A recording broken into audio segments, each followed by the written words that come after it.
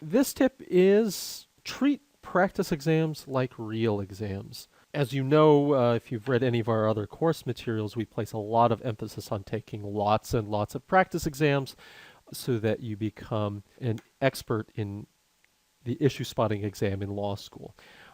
This tip is a little bit more nuts and bolts than perhaps some of the other ones. It's not substantive. It's really about controlling yourself, especially if you're prone to be stressed out on an exam. Not too long ago, Po Bronson wrote a book called Top Dog, in which he studied the performance of top performers. And he found that human beings generally have two different reactions to cortisol or the stress hormone. One is that some of us, I think half of the population, tend to perform better, that the additional stress really makes us focused and helps us achieve in a way that we might not if we didn't have stress.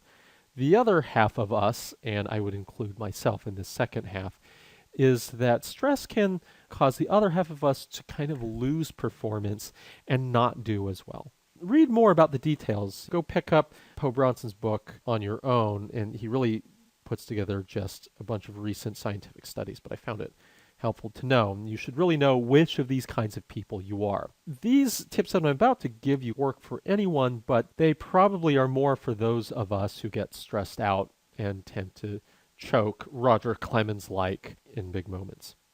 So, what do I mean by treat practice exams like real exams? I mean, very concretely, make the conditions under which you take practice exams as much as possible like the conditions under which you will take your real exams. I have three different dimensions here that I think that takes place under. First one is time. If you have a 3-hour final exam, and you'll be able to see this stuff from your professor's previous exams, do not take 10 hours to take practice exams. You need to get used to the time restriction and the time pressure of only having 3 hours. Materials. If your final exam is closed book, try to take your practice exam book closed. This is a side view of a book. Closed.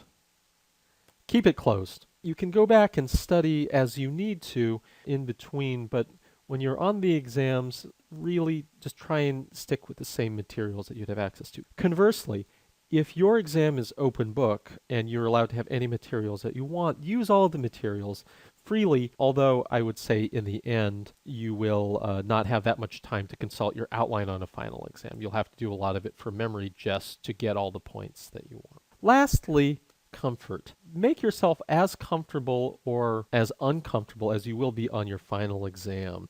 If you have no time to go to the bathroom, try not to go to the bathroom during the 3 hours that you take your practice exam.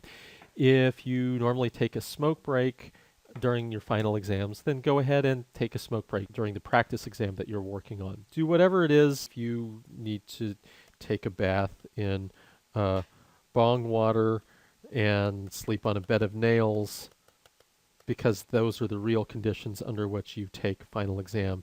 Take these conditions, make time, materials, and your level of comfort the same for practice exams as they will be on your real exams.